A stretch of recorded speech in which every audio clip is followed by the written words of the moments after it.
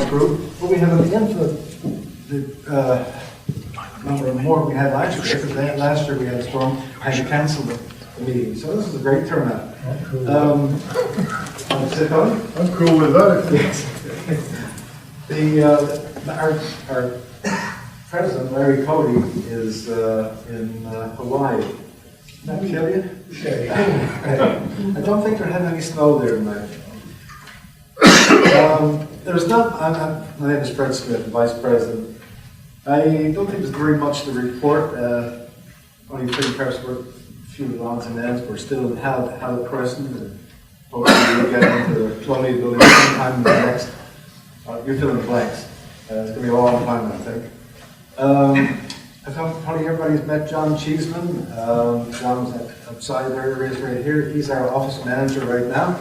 And so if you call the Historical Society office, John will be the person we'll talk to. We had our successful Captain Cook Symposium in September, and I'm happy to say we broke even on the finances, so that's sort of good news for most of us. And we are working on some events for World War I, and we will hear more about that as we go along. So I'm doing dual duty tonight. I'm also the speaker. First, introduce the speaker. And tonight's speaker, as everybody knows now, is Tony Dickinson. Tony came to Memorial in 1969. Now I remember when I first met you. And to teach biology. And previously, he spent 2 years in Antarctica and the Falkland Islands dependencies, working as a regulatory biologist for the government of the Falkland Islands. While stationed on the island of South Georgia, he gained practical experience of both whaling and sealing by working for the world's largest whaling station at Great Britain. Some years later, and after research forays into education and parasitology, he decided to return to something he actually knew something about, his words.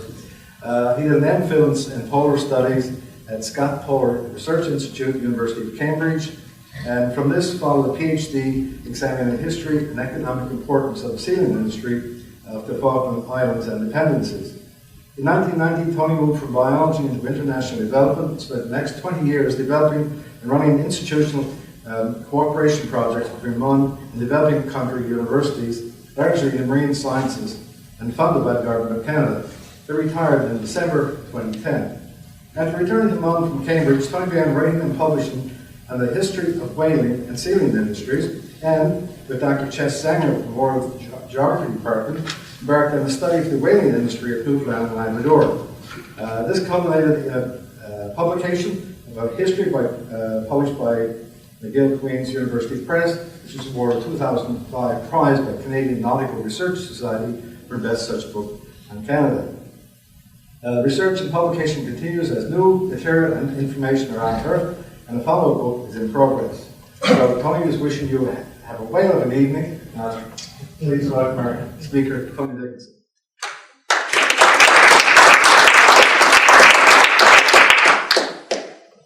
Thank you, Fred. Something happened there.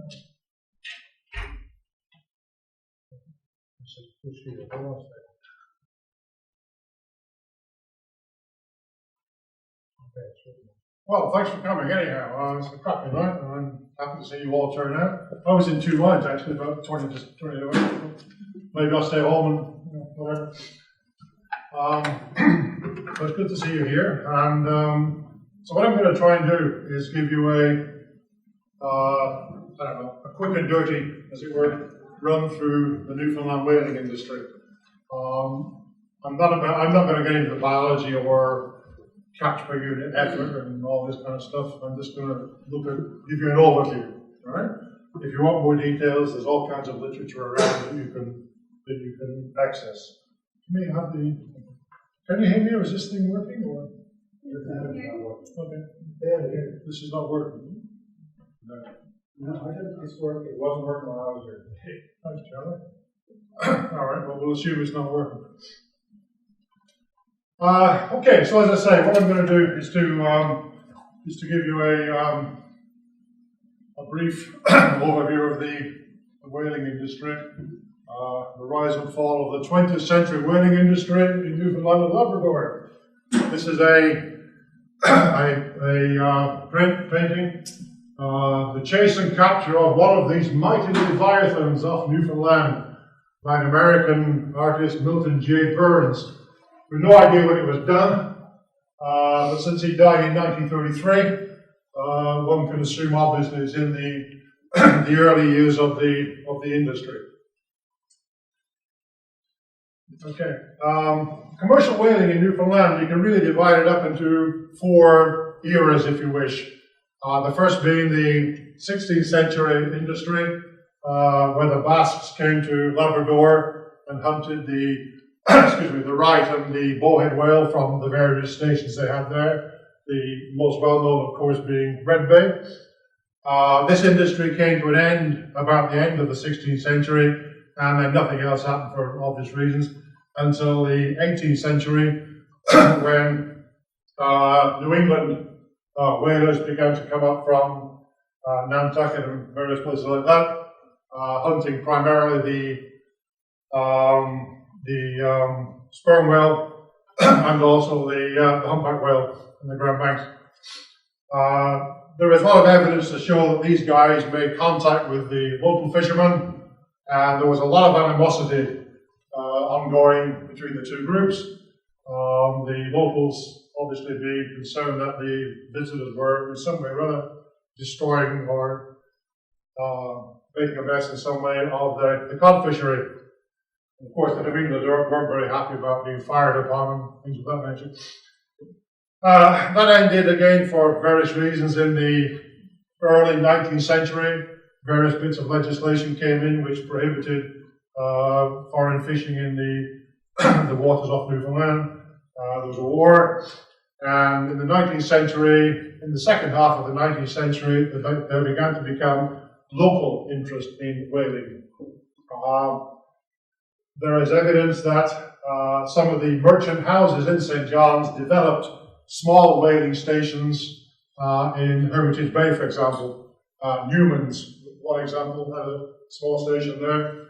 And they were probably going after potheads, pilot whales, and minke whales because they were using small boats to chase them. Scots, who came in here to go whaling in the Arctic, also took Newfoundlanders along on their whaling and sealing voyages to Baffin and various places like that. The 20th century heralded what we might call the era of industrial whaling, the real meal deal, so to speak. And this began and really continued on in various forms of partnerships between Norwegians, local people, and in the end, Japanese. So what I'm going to do now is to concentrate on looking at the 20th century industry. Prior to the 20th century,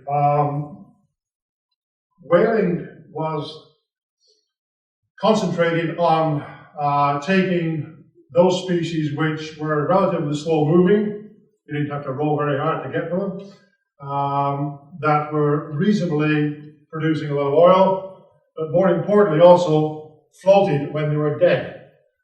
You think of it, that's very important, because if you think you just killed doesn't float, you're going down with it. Right? So that was what was being taken, say the humpbacks, the sperms, the rights, the bowheads, and so on. So the question arose, how could we go after the bigger species, the fin whales, and the blue whales, which were much more, yielded much more oil per whale, but unfortunately were fast swimming, number one, and number two, when they were dead, they sank. Right? So you could obviously not do that with the small boats that were on the go at the time. So various people addressed that issue, and it all came to fruition, came together, so to speak, in about 1868, when a Norwegian sealer by the name of Sven Foyn mounted a gun firing an explosive harpoon onto the front end, onto the bow, I should say, of his catcher, of his fishing vessel. What you have here is the apex of all that. This is a modern Japanese whale catcher. There's nothing escapes that. When he finds it, he gets it. These things could go all day at 25, 30 knots. I used to work on these. And this, in fact, is taken on the island of South Georgia. You see they have a high bow, about 30 feet high, so you have a very high platform for your wheel, for your harpoon gun on the bow there. And if this is working, I can't see something. Probably have some cool. All right, we'll look at it. So you can see that harpoon gun on the top of the harpoon gun to the deck there on the bow. Essentially, these work by your harpoon gun was attached to a rope, which is a bit of an understatement, but we went up the foremast. You can see some block and tackles at the top of the foremast there, underneath the crow's nest. The rope went over these block and tackles down the other side of the mast onto the winch. So what essentially you had was a large-scale fishing rod. Once the whale was hooked, that was it, really. So that's the end point of it all. Right? The harpoons that were used are the relatively modern versions. You can see a couple of examples here. The one on the left showing you the grenade on the end of it, and the flukes, which are in this case bent down. And on the right, you have a guy there giving you some idea of the size of the thing, and you can also see from that the flukes at the bottom are tied together by a piece of rope, small thin twine, which when the thing goes into the whale and explodes, breaks, and you have the whale hooked on your barbs. Gives the whale a bit of a stomach ache. The harpoon bent up like that. These are another couple of harpoons. These are smaller, non-explosive type harpoons used for catching smaller whales like bottlenose and minke, for example, and pothead and that kind of. Alright, let's give you something, a little bit of whaling for dummies. What happens when you go whaling? Alright, you've killed your whale, you've brought it to the shore, you haul it up onto a wooden deck known as the plan, where the cutting up of the whale or flensing then begins. In this case, the guys are wearing spikes in the heels of their waders, so they can walk over this 65, 70 foot fin whale and start to immediately cut it up. You can see in this case there's a harpoon also sticking out of what is the dorsal surface of it. Continue. Well, yeah, there you go, it's a butcher's shop, right? Essentially, you strip off the blubber, you hook it onto a winch, strip it off, pull it back, take off the meat, and then all this stuff goes up into various ramps, into various kinds of boilers. On the left-hand side at the bottom, you have the meat going up into the meat boilers, where it's boiled down under pressure to release oil and a residue, which is then further spun in centrifugal separators, at least in the more modern industry, to remove any more oil. And the residue is then ground up and dried to produce what is known as guano, or meat meal. The same thing happens to other bits and pieces on the top left, bits of bone, bits of baleen, bits of junk. They also go up the ramp and get boiled down. And you have the backbone, as you can see on the right there, cut up again with a bone saw, a steam-powered saw, and the bits of bone drop down into boilers. Again, the same process occurs. So that's essentially what you do with a whale. These guys I work with will get through it in about 25 minutes to dismember a whale. Why Newfoundland whaling? Simply because Newfoundland is on the pathway, the migratory track of various kinds of whales, going south-north and then back again, obviously. The fin whales, these are some examples of recordings of fin whale sightings, and you can see, obviously, they're very nicely scattered around the east coast of Newfoundland, and up the coast of Labrador to about 54, 55 north. The fin whale winters rather sensibly down the Caribbean, and then comes up here in the summer to feed in the plankton-rich waters of the Grand Banks and so on. So you get a whole bunch of fin whales going up there. You've also got blue whales coming up here as well. In this case, blue whales tend to go off left and go up into along the south coast of Newfoundland and up into the Gulf of St. Lawrence. Right? So you got these two major whale stocks coming up here, right up the coast. As a result of that, exactly 21 whaling stations were developed on the coast of Newfoundland and Labrador during the 20th century, ranging from Grady on the Labrador coast down to Little St. Lawrence and all on the bottom there. A couple on the Avalon Peninsula, several on the Avalon, Aquafort, Riverhead, Cape Royal, Dildo, Abergrace, Trinity, Rosaroo, and Merisheen Island, Little St. Lawrence, and so on and so forth. So these were your whaling stations that we're talking about.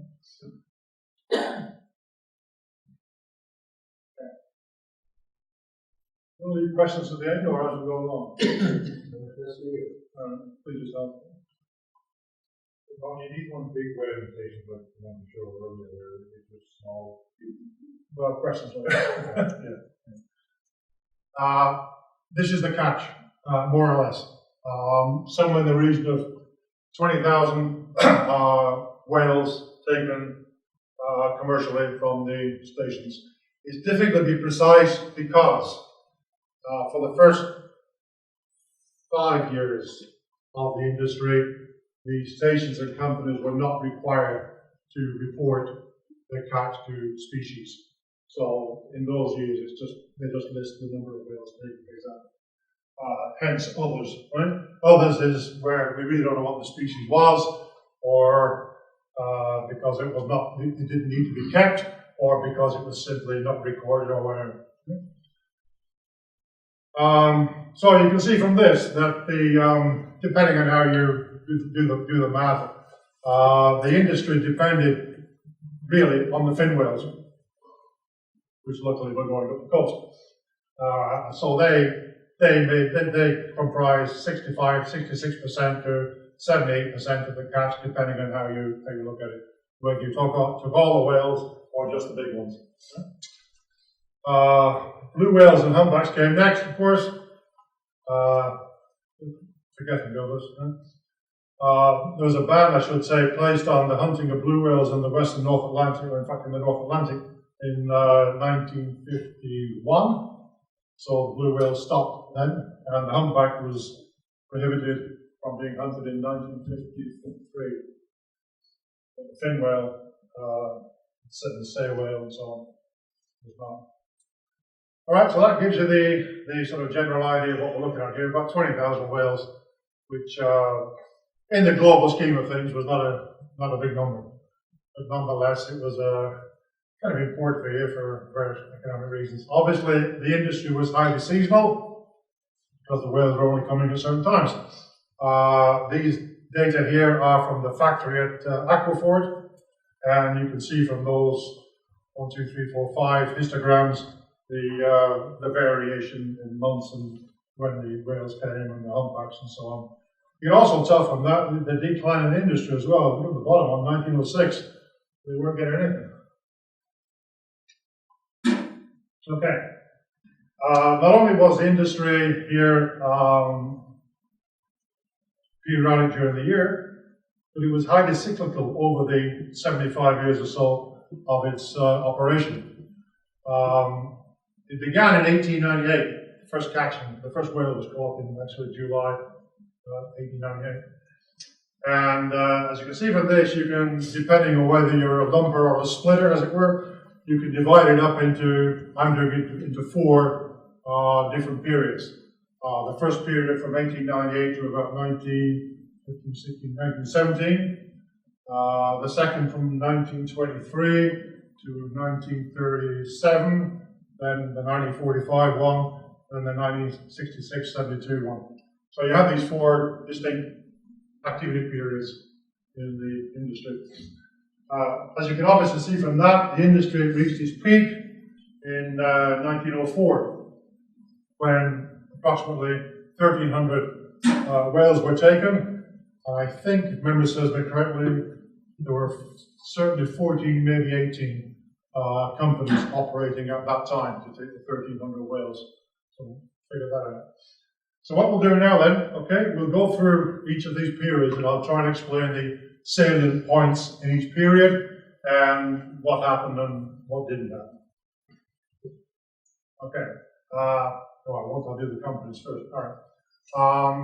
This slide and the next one gives you some idea of the companies involved. The Cabot Steam Whaling Company, the Newfoundland Steam, blah, blah, blah. Cape Royal, Havre Grace, Hawke's Bay. Sorry. Waving my arms in it. Roseau, spelled like that. Labrador Whaling and Manufacturing, Micmac, Neptune, Newfoundland, and the stations they had, and the principal investors in the companies. Harvey, Jobs, Ellefson was a Norwegian family, the only non-Newfoundland station here. Baring, Cashin, Reed, Daw, Air, Baring, etc. Job, Campbell, Van Olsen, and again the second one. I looked at them all the same. Phoenix is interesting. That was an amalgamation of 3 companies which couldn't make it work, and they all came together under Jobs to form this company called the Phoenix Company, Phoenix Whaling Company. So there's 23 of them, those various stations, 21 stations, and the various owners. The British Norwegian, as the name suggests, was, actually it doesn't when you think about it, but it was a Norwegian company, but they called it the British Norwegian because it was incorporated in London. There were 3 other companies that were licensed, but they never operated. The Avalon Whaling Company, Cashin, Barons and Jobs got together. They never did anything. A company called Whaling Limited, which was an investment company on Bay Street in Toronto, that got itself together to try and buy out licenses from the whaling companies that were closed at the time. And a company called the Fortune Bay Whaling Company. This is a bit of a summary that a non PhD student put together, and it basically lists the various phases, the stations on the different parts of the island and Labrador, and then the numbers of years that they were actually working in each of those phases per station. And you come up at the end of all that with, it's a bit off, but somewhere in the region of 220 whaling station years of activity in the province. To get about 20,000 miles, not terribly effective. Products and markets. What did they do with this stuff they produced? The main thing they were looking for was oil.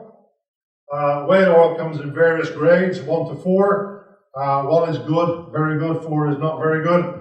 And the difference is due to the, I'm not good at the chemistry, but the difference is due to the relative percentage of free fatty acids in the oil. The more fatty acid, the poorer the quality of the oil. You get more smell, you get a darker color, right? And it goes for a cheaper price. So the best oil you want is number 1 grade, which comes from the blubber. The rest of it comes from the various other parts, the guts and bones and viscera.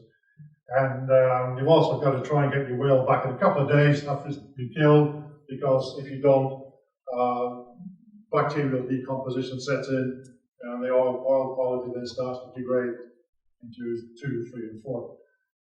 The oil was used for a variety of, I should point out, sperm whale oil is totally different in composition than baleen whale oil. Baleen whales bring the ones with the filter plates, and it's more akin to a wax than a marine oil, so to speak. So it's totally different. You've got to process it separately, and it's used for separate things. The baleen oil was used to make a substance called butterine, which was a sort of amalgam, if you will, of milk and whale oil churned up together, and used as a low-grade margarine. There were a couple of factories here in St. John's which made butterine. The Harveys, in fact, had one, which we'll come across later. Margarine, okay, whale oil began to be used more in margarine when they discovered a method of hydrogenating the whale oil. In other words, filling up all the empty carbon atoms in the fatty acids to make it into a solid. Hydrogenation was sort of more or less perfected in the 1920s, and it's then that margarine, that whale oil began to be quite commonly used in margarine. Whale oil was also used to make soap. Those of you that will remember a soap called Lifebuoy, which was made by Lever Brothers in the UK, was full of whale oil, and they disguised its smell, amongst other reasons, by putting carbolic acid into it. Anyway, guano, they pulverized and dried bits of bone and meal. Bone and meat was used to make fertilizer and cattle food. The meat, latterly, was taken to Japan, frozen for Japan, and it was also used locally as some of you know, Arctic steak. And there you have the markets. The markets from here are basically Europe, Lever Brothers in UK, Jurgen's soap in Germany, and Northfat, the Norwegian company. The market price of whale oil was really determined by these guys. Depending on how much they had in stock, then this will set the market price of the whalers for next year. So they try to use up as much as possible to increase the price. And there you go, margarine, right? Actually, just out of curiosity, you can see there the percentage of whale oil, etc. in margarine. This is in Germany. So between 60% and 17%, depending on the year and so on. So margarine is very important. All right, phase one. Phase one began in 1896. It owes its beginnings to a Norwegian guy called Adolf Nielsen. Nielsen came to Newfoundland in the 1860s, top of my head, for the government of Norway. He was a fisheries officer. He came here to look at the aquaculture, at the cod fishery, and to look at lobsters and cod, and report back to Norway what was going on here. While he was here, he became friends with the Harvey family in St. John's. He went back, they convinced him to come back and become the first director of the Newfoundland Department of Fisheries.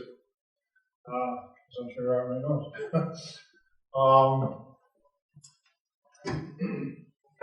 Nielsen was familiar with the things that were going on in Norway in the whaling industry. He knew Sven Foyn, and he knew whaling from Norway. And he realized that here, with all these whales swimming around doing nothing, there was a good opportunity here to develop an industry. At that time, the Norwegians were also over-exploiting the whale stocks off the coast of Norway because they just invented this harpoon and ship to take, so they were killing all whales. So legislation was brought in Norway which required that the Norwegian industry basically stop, more or less. So the Norwegian whaling entrepreneurs at the time needed to find somewhere else to continue.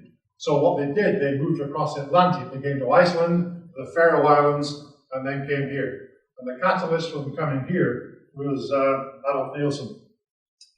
Nielsen and Harvey put this company, the Cabot Steam Whaling Company, together, and it opened its first station in 1898 at Snook's Arm in Notre Dame Bay.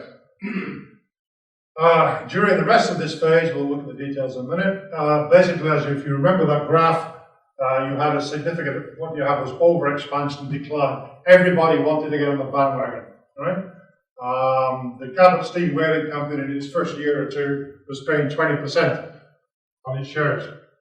And of course, everybody said, wow, look at this, right? So everybody went into it. So of course, over-expansion followed by decline. There was very poor regulation. I'll show you this in a minute. There were no quotas. The companies were very often very poorly financed. It was a hit and miss thing. The operating costs were high. All the catches had to be newly built in Norway, either Akers or Nylons in Christiania, Oslo. The equipment had to be, the specialized stuff had to be brought in.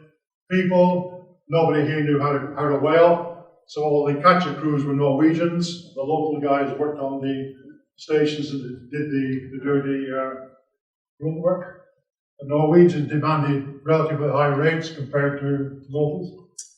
So, and then also there were other external factors operating of which nobody could do anything about. There was a declining oil prices went on. So all these things together led to this First phase coming to an end by 1917. This is the fish hatchery at Dildo, which some of you may have seen before. Adolf Nielsen was a forward thinker, and he developed this fish hatchery in Dildo, which lasted half a dozen years. And that's his grave in the General Protestant Cemetery on. Thank you, Greg. One from Israel. Yeah. Died in 1903. He died in the Crosby Hotel. I kind of hope when I found that he died there that there was some scandal involved. It wasn't actually. He got pneumonia. His wife had left him a few years ago with his child. He'd gone back to Norway. What's going on here? All right, the legislation. The first legislation we brought in 1902. And as you can see there's the various things. Licensing, stations to be so many miles apart, one catcher per station, no killing within a mile of the vessel fishing. The fishermen were getting upset, again, with thinking that these catches were interfering with their nets and so on and so forth. Non-British subjects prohibited after 3 years, in other words, Norwegians. Fens carcasses to be towed at least 50 miles out to sea. In this phase of the industry, at least in the first few years, they were just after the blubber. The rest of the carcass was let go. And of course, you just let them go and they finish up at a beach somewhere. You can imagine the odor of several large fin whale carcasses decaying around the corner somewhere. And then following that, there are a couple of amendments. In 1903, the section regarding employment of Norwegians was repealed. And in 1904, very important, guano production, i.e. whole carcass utilization, was made mandatory. I'll explain why in a minute. This is an example of a whaling license. This was the license to James Knight for establishing a station at Hawke Bay on the Northern Peninsula.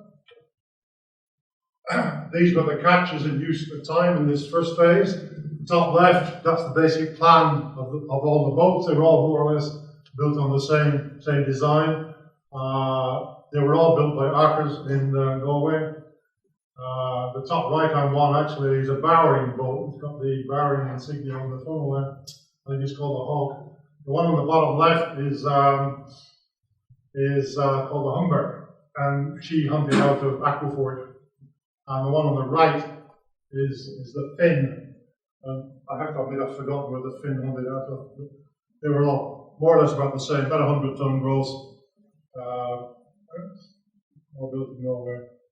This is the first one to come here. This is the Cabot. The Cabot belonged to the Cabot Steam Whaling Company.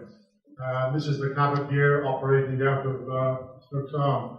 This is the first station, the one at Snooks Arm, 1899. And you can see a pretty rudimentary affair, probably answers Charlie's question. Slipway coming up here, a bucket hoist up into the top there, and then the stuff will be dropped down into the digesters or steam boilers in there. The humpback whale on the flanging plant. That's a humpback by the shape of the rostrum and the long flippers. This was a problem. Carcasses left to rot. Which is one of the reasons why the legislation was brought in. If you go up there today, this is Snooks Arm on the left. What have you got left to see? A bit of scrap iron on the beach there, that remains of a boiler. Over across the bay, some clear land, that's where the station was. And on the right-hand side here, if you go over across the bay to those rocks, you can still find these eye bolts embedded in the rock, where they used to tie the whales up to when they brought them in, and then the carcasses before they sent them in. The second station was established on the south coast in Hermitage Bay, near McCallum, a place called Ballina.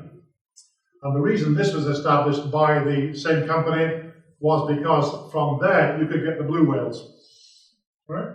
So Snooks Arm was largely fin whales, Ballina on the south coast, largely blue whales. You see the oil barrels there, and the pile in the background there of baleen, or whalebone. Whalebone and baleen was still used a little bit in the turn of the century in UK, but it was really it was a minor point, a minor part of the industry. There's a blue whale, an 80-foot long, on the slipway of Ballina. That's my point. Ballina and Snook's Arm were very important stations at the time because they were the nearest whaling stations to the great museums and research centres of the eastern United States. The American Museum of Natural History, the Smithsonian, etc. They sent people up here in 1898-99 to look at whaling. One chap called Frederick True, who again some of you may have heard of, who came up here. He was the director of marine programs for the American Museum of Natural History. He came up here to both Ballina and Snook's Arm and did a lot of work on the measuring whales and recording them and so on and so forth. And from that, he produced a very important volume called the Whalebone Whales of the Western North Atlantic. So that thick and that big. It records all this stuff that he measured over in Snook's Arm and Ballina. They also came, again, after that, for another reason. The British Museum of Natural History had been touting itself as the place in the world that could make the best models of whales. Right? So the American Museum of Natural History said, no, you can't, we can do it better. Right? So in 1902, I think, they sent a team of 3 up from States to Ballina to make a plaster cast of a blue whale, which is not quite as easy as it might possibly sound. And what they did, in fact, they got a dead blue whale and they floated it off the wharf and anchored it floating, right? And then they, from small dories working alongside, they made a plaster cast of a complete blue whale floating in the water. And then when it was dry, they cut it into bits, right? And also took the carcass, took it back to the States, and made this model.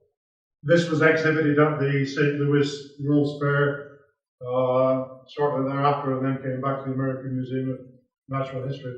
Unfortunately, nobody knows where it went. It was replaced by another one in the 40s or 30s. And kind of hard to mislay a big thing like that. So, there was some importance here then from scientific reasons, all right? Not just killing whales. Alright, meat into oil and guano. In 1904, the decision was made to use the whole carcass and produce guano, or meal. This owes its origins to, sorry, I'll go back on. This owes its origins to a guy that arrived here in 1902 called Dr. Ludwig Reismuller. Reismuller was a German with a PhD in plant physiology. And for some reason or other, he ended up working in Newark with the Sanitation Corporation in Newark, New Jersey. And he was working on methods of sort of breaking down in meat and bone from industrial food plants. And he came here, somehow or other, he convinced them, I think it was the Harveys who got to the women who were in New York. So he came here in 1902 and he demonstrated his process and he got a patent in Canada, a patent in Newfoundland, and he convinced the government to make this part of the whaling process. And basically what he did, the bits of meat and bone and stuff were put into large vats, sometimes lined with lead. Right? And they were subject to treatment with, first of all, caustic soda to break down the tissues and release the oil. And then this was neutralized by adding sulfuric acid. And the stuff, the oil was skimmed off and the powder was bagged. You know, I don't think I want to use the oil really, but Reismuller was very good at it. What happened then was every station in Newfoundland either had to have its own guano plant or use one of his, because he built 4 or 5 at various places around the island as well. But he left here about 1906 actually, went to British Columbia and helped do the same thing in British Columbia. Then he died penniless in San Francisco in 1912. This is an example of a station with a guano plant. This is a station at Cape Royal, Admiral Cove, Cape Royal. And you can see that side of it, that's the oil, you can see the slipway, and that's the oil path over there, and the guano plant is in the forward background here. You can see the tanks, the row of tanks at the background. So this was the Cape Royal plant run by Barings in Cashin. The first one in Labrador was this plant at Hawk Harbour, run by the Labrador Whaling and Manufacturing Company. And well, you can see from here. Again, it's the same basic principle. You have a slipway behind that shed is on the right. There's the oil plant in the background, in the centre there. And on the right here is the meat mill, the guano plant. That on the left is a bucket hoist, which took the meal, which took the bones of meat up and then dropped them into a rotating drying cylinder to mix it up. I'll show you some examples later on. And here again on the right, you can see some of the tanks for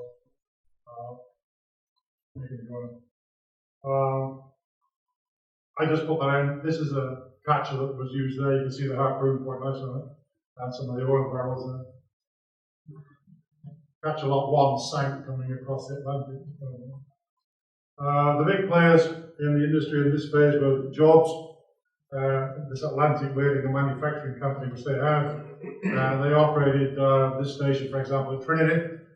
So I'm sure you've all been to Trinity, and if you look around, you can find on the bottom right here the remnants of the whaling station. Another one which worked up in Labrador, and also tried to work in Lock Harbour in the West Coast, but didn't do it. The Micmac Whaling Company, which worked at Schooner Cove outside of Lansaloo. And again, you can see the same basic pattern of the station here. You can see the slipway in the background there, and the guano plant here. And if you look very closely in the foreground, you can see a black thing, like a black tube. That's a guano dryer. What's left there? That's what's left there. A set of scales, which probably was used to weigh the guano bags, made in Birmingham. On the bottom right, a guano blower dryer. This is a fan that fitted on the end of the guano dryer and sent the hot air through. And the remnants of the whaling station wharf. In this phase, the only company which was not a Newfoundland company was the Atlantic Whaling Company, which operated at Aquafort. This was run by a family from Skopje, which is just outside of Oslo, called Ellefsen. And they came over in 1902 and established on the top left the whaling station at Aquafort, right down the end of the arm, if you know Aquafort. On the top, on the left at the top, you can see that white structure. That's the manager's house. It's still there. Interestingly enough, inside it was a safe, a great big huge safe in the wall where they used to store the payroll. And I was in there. Nobody ever opened it. And eventually they got it open. It was empty. Rather annoying. Across the harbour, they also built a guano plant out of the way where the smell would be reduced. If you go down there now on the beach in Aquafort, you've got a few bits of rusty metal. There's a bit of a steam generator there and some tanks which they used to separate off the oil. Ellefsen's eventually became very big in the global whaling because they started to manufacture the detonator fuses for the harpoon guns, and they were quite a big company eventually. In 1908, the Newfoundland and Steam Whaling Company, which was operating out of off the south coast of Newfoundland, from a place I've just forgotten, but I remember it in a minute, decided it had to try and find whales somewhere else because the industry was declining. And so they decided to go to Antarctica. The Norwegians, of course, knew all about Antarctic whaling, which was just starting off because of their colleagues back home who were doing Antarctic whaling. So word got back to the Newfoundland Whaling Company, Newfoundland Steam Whaling Company, and they sent two catchers, the Lynx and the Puma, and a converted cargo boat they called the Sobraon, which they put a side slipway onto it. And this fleet of three went down to in late 1907, went down to the South Orkney Islands and the South Shetland Islands. And when they got to the South Orkney Islands, they were too late. The ice had come in, so they couldn't do anything. And they went to the South Shetland Islands and began whaling. Unfortunately, the skipper of the Puma fell overboard and probably got chewed up by the propeller. And so they erected a memorial to him on the island, on Deception Island in the South Shetland Islands. Bunch of Norwegians, the British side, because at the time there were 2 or 3 other ships in the bay as well. So they erected a memorial, and that became the first component of the whalers' graveyard in Deception Island. I passed through there in 1964. Never, I put it idle, you know. The memorial was still there. That graveyard disappeared. There was a volcanic eruption. Deception Island's a volcanic caldera. And it erupted in the 60s, and the whole thing got covered over. So it's gone. But it's still a National Historic Site. Intermarriage. Another thing that happened here in that period was that the Norwegians married Newfoundlanders. Yeah, you got all these relatively rich, healthy Norwegian lads around. What are you going to do? You marry Newfoundlanders, right? The top one here on the right, this guy on the right is Anders Elfsson that ran the factory in Aquafort. Not a very happy looking guy. And the lady behind him is a lady called Ida Melvin, who was a school teacher in St. John's at the time. And they got married. And the 2 kids in the 2 on the right are there. The other one is that's somebody else. They got married, the industry fell apart. In 1908, they went back to Norway. The whole family went. She never came back to Newfoundland. I met her in 1980-something. She couldn't speak a word of English. After half an hour and a couple of aquavit and whatever, she was speaking great English. She was still alive. She's since passed away. On the top left there, the guy was the skipper of one of the boats, the Hawk, out of Cape Royal. And he married a girl whose name Kathleen White from Aquafort. They finished up in Japan because when this industry started to fall apart, the catches went, everybody went. And Japan was one place they went because that industry was starting up. The bottom right hand side there, that's the feet under the table in the manager's house in Aquafort, which I just showed you a few minutes ago. So there you go, that's the first phase. 1917, basically game over. 1908, it starts to fall apart. Catchers go away, they go to Japan, they go to British Columbia and open up that industry. And basically that was the end of the first phase. How we do for time. The second phase, 1923-37 more or less. Much smaller, 3 stations, 2 companies. The British Norwegian Whaling Company, which worked at Grady, and that was owned by a couple of Norwegians, Sven von Brun and Anton von der Lippe. And they had a whaling company, Algeciras in Spain, which they closed down and brought the stuff from Spain over to Labrador to try their luck there, very unsuccessfully. The Newfoundland Whaling Company was established and worked out of Hawk Harbour and Rosaroo. It was established by another Norwegian, Captain Amundsen. And also during this period, Britain brought in, we won't go into details, but the Whaling Industry Regulation Act for UK waters, which was then extended over to here by other legislation. So you've got a lot more legislation coming in now in terms of controlling the industry. The British Norwegian Whaling Company, this is Grady. Of course, the Labrador being constructed in 1926. That thing there with the chimney is the guano, part of the guano boiler, or guano dryer, excuse me.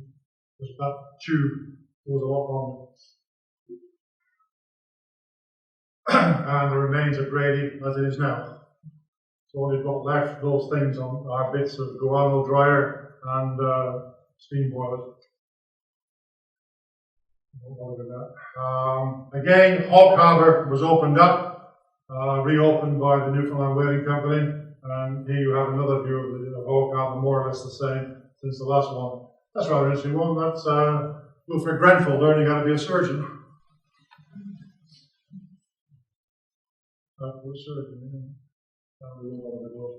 Those are cats. Okay. Newfoundland also introduced its own Whaling Act, and the 1927 Whaling Act, which, as you can see, had a lot more detail in it now than in previous legislation. You might want to particularly look at the second one, which lays out now the number of stations that there can be, a maximum of 6, 2 in Labrador, and it also lays out where they can or cannot be put, and they have to be at least 75 miles apart, whole carcass utilize it, et cetera, et cetera, et cetera. So the thing is now becoming more controlled. Phase 3, jump on a bit, 1951, 4 companies and 3 stations now. The Polar Whaling Company is the biggie. This was the most successful company in Newfoundland whaling history. Basically, the Newfoundland Whaling Company, which I mentioned in the previous one, was bought out. It went into receivership a couple of times. It couldn't make ends meet. It changed, and then in 1937, they convinced Christian Salvesen of Scotland to come over and invest in the Newfoundland Whaling Company. Salvesens were the big whaling company. They had factories in South Georgia, they had pelagic fleets. They came to Newfoundland and invested in the Newfoundland Whaling Company. In 1939, the shareholders of the board of directors of the Newfoundland Whaling Company and the board of directors of Salvesen fell out with each other. So Salvesen bought out completely the whole of the Newfoundland Whaling Company and operated it as that Polar Whaling Company with agents in St. John's. They worked from 1939 to 1951, except for a couple of years in the war, when the British government requisitioned their catchers for wartime patrol duties in the UK. And as I say, they became the biggest and most successful whaling company. They also, in large measure, used Hog Harbour as a training ground for the crews that were going to work in the Antarctic. Because if you think about it, the Antarctic summer and the northern summer, different times of the year. So you could bring guys over here, do some work here, then go on down south. So many of the people they used here, and also the vessels they used here, were either going to or from Antarctica. Marine Oils was a company established by Captain Olaf Olsen, and they operated, as you can see there, they reopened Rosaroo in Passenger Bay for 4 years.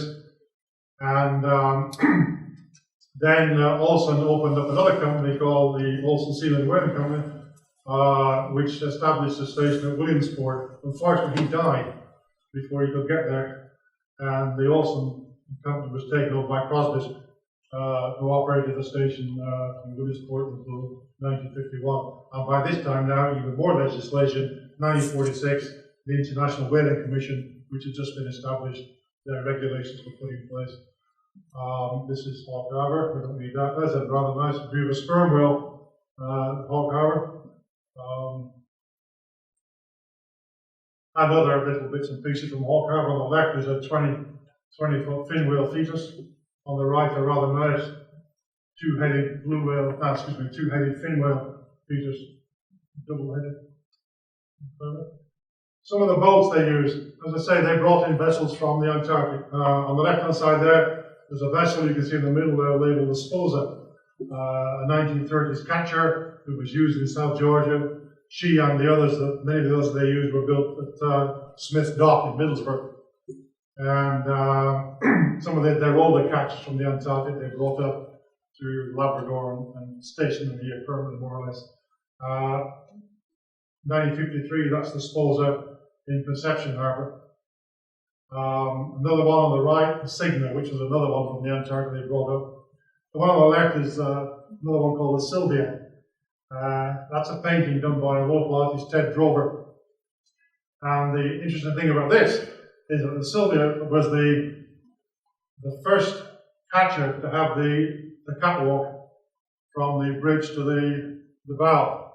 Previous to that, the gunner had to go down, walk on the deck, walk up again, and stay around it. But they invented that on this Newfoundland catcher. A couple more of the vessels they brought, maybe the Polar Maid, which is one of the Salvesen's transport vessels. They use it out of here to take oil backwards and forwards to UK, and that catcher there is called the Southern Gambler. All the Salvesen catchers, but most of the Salvesen catchers have the prefix Southern Gambler, Southern Laurel, Southern Foam, etc. What have we got left? This is Hog Harbour, as it is now. You can see the remnants of the station there, boilers, various kinds. On the foreground here, bits of the guano dryer. On the bottom left, guano dryer, and on the right, that's one of the catches called the Signa, which was beached there after she got damaged. This is Captain Olaf Olsen. That's his summer home, which became incorporated into the tea rooms in Holyrood. You all know the place, the one with the whale arch there. That whale arch, by the way, is from a right whale, and it was taken in 1931 in Placentia Bay, and it was not allowed to take right whales at the time. It was an accidental catch. Okay. 1955 to 65, nothing much happened. The concentration then it was on the pothead whaling. A little bit of minke whaling going on in Dildo, a joint venture between Arctic Fishery Products and the Newfoundland Fur Farmers Fee Cooperative in Dildo. And the idea here was to produce meat for the growing mink and fox farm industry. So that was the majority of it. Hawke Harbour was opened again briefly, 56 to 59, by a guy called Johan Borgen. Borgen had been a gunner for Salvesen, and he bought a couple of the old Salvesen vessels off them and went back and reopened Hawke Harbour. It mysteriously burned down in 1959. Borgen's an interesting character. His son, Arnie Borgen, worked as a gunner for the Aristotle Onassis whaling fleet, the Olympic Challenger fleet, which was a pirate fleet in the 1950s. And he died actually in the Philippines from unknown reasons. This is one of the local vessels that was used in Dillo for the minke industry, the Arctic Skipper, captained by Clarence George. Well, you've all seen these things before. The pothead drive, a bunch of potheads on the plant, pothead heads at Dillo, awaiting something other. But this one there actually is probably worthwhile looking at. This gives you the catch by season, approximate catch by season of minke whales and pothead whales from 1948 through to, 66, 65. 52,000 potheads. And look at some of those numbers in there. 1955, 9,000 change. 57, 7,000 change. Right? Probably one of the reasons why there aren't as many pothead whales as they used to be. You want to make mink food, that's how you do it. That was the recipe they more or less used. A mix of pothead meat, minke meat, horse meat, chicken byproducts, and so on. The last phase, phase 4, 66 to 72. By this time, the government of Canada had come in. The thing was now on a much more structured basis.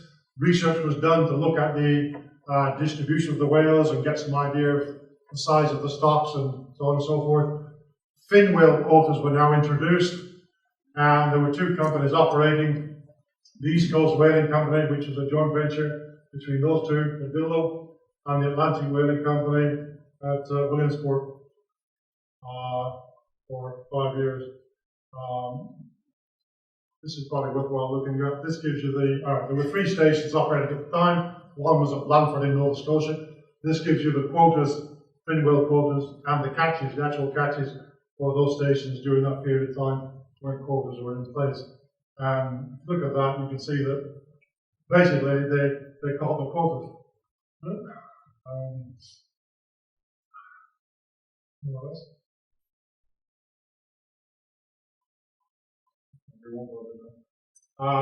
Kayamaru 17. This was brought in 1966 by the government of the Canadian government to look at the feasibility of establishing a new whaling industry. And I think she caught about 160 whales in about 2 months and decided it was probably a good idea to open the whaling industry again. This is one of the catches that was used from Dillo, the big catchers, the West Whale 8. She was brought in from British Columbia, where she worked for the Pacific Whaling Company. Originally, she was a Norwegian catcher, the setter, working in the Antarctic. As you can see now, the catcher is more like the one I showed you initially, the big making Arctic steak, sperm whale. Also, there was a small fishery off Labrador in that period of time by a Norwegian pelagic vessel, which brought minke and northern bottlenose. Alright, what's left other than what I've shown you as we go along? This is the remnants of the Sposa. on the beach at Conception Harbour. The vessel, one of the vessels that was brought up from the Antarctic, a whale out of Hawk Harbour for Salveson's. The station plan of Hawk Harbour is actually lodged in the New Bedford Whaling Museum. It was liberated from the door of one of the old sheds in Hawk Harbour by a passing yachtsman and finished up in the museum in New England. So there you go, it's the plan of the station. Williamsport, this is Williamsport, what's left of it. That's a pressure cooker. Which never got it. Well, we won't go into the technology of pressure cookers, but that was a pressure cooker which was never used. Hawke's Bay, the guano dryer. These are the cogwheels which turn the guano dryer around to mix up the stuff, and a winch, you know, postcards, bones, tourism. That's a sei whale skeleton. Fortune Bennett. Those on the left are two fin whale mandibles from Dildo. Two bits and pieces of folk art. A museum of sorts. In summary, the Newfoundland industry was the first North American modern whaling industry. British Columbia came later. It was instrumental in the development of others, Japan, British Columbia. It was a marginal operation for many companies for various reasons. High initial profits. It provided important seasonal income in the small communities where it worked. Very good for the Norwegians. It's unlikely it would have continued after the 1972 moratorium, regardless of public opinion, which was one of the reasons the moratorium was brought in the road. And it was essentially one component of the multifaceted marine species exploitation of Newfoundland and Labrador. Thank you very much.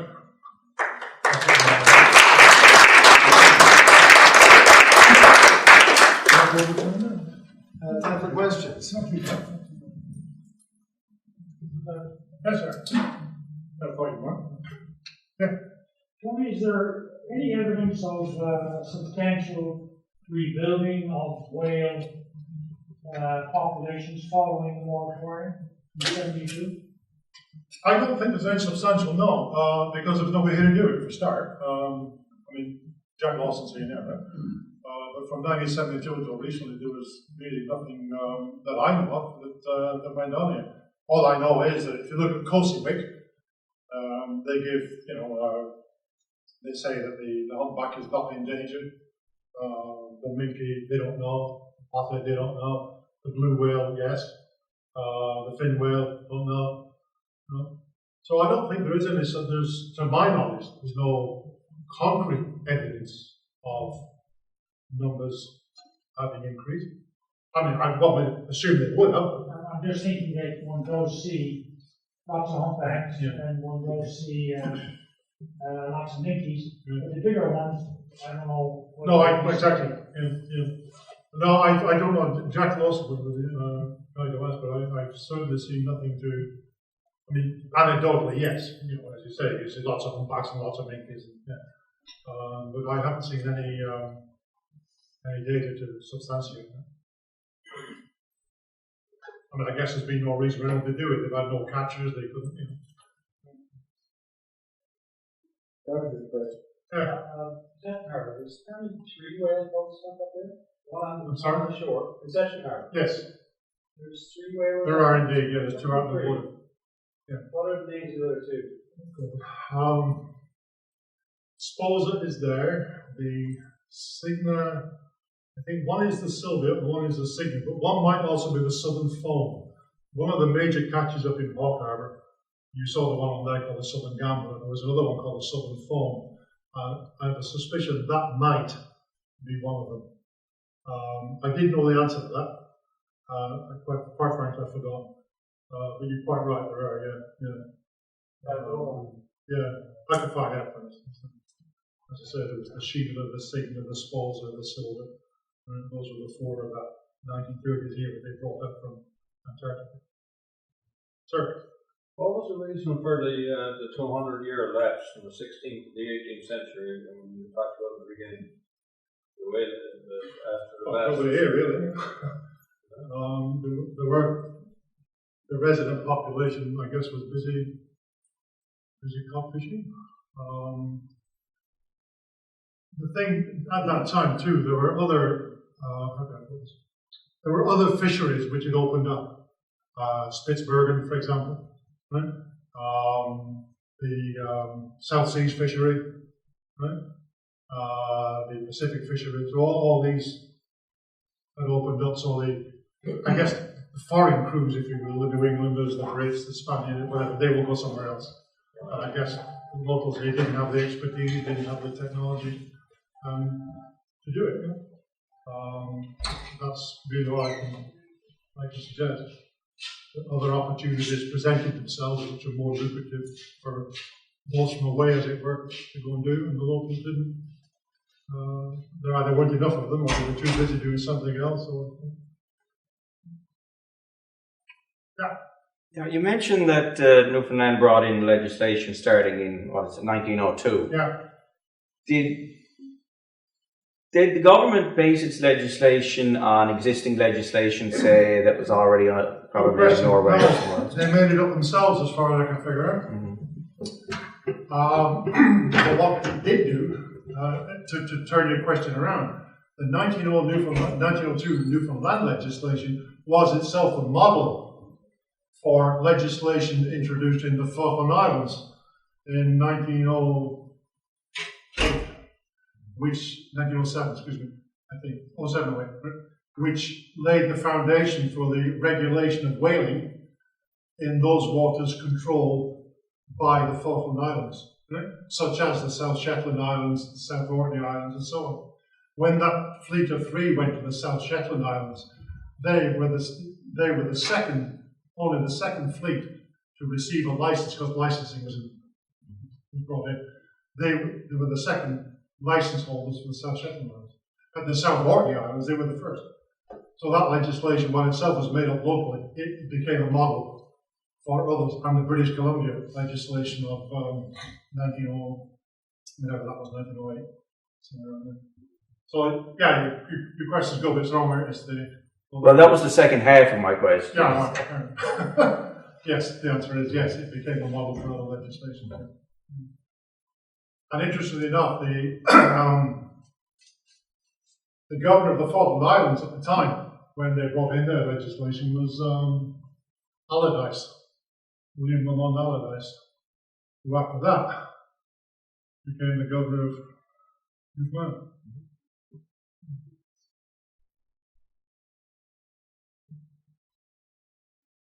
Any more questions? I told you, it's a fantastic lecture. Thank you very much. Hope you're going to turn out. I'm going to have a drink now. Thank you very much. Pleasure. Well,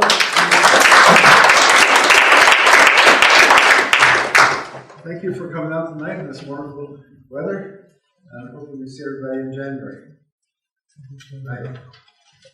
Drive carefully.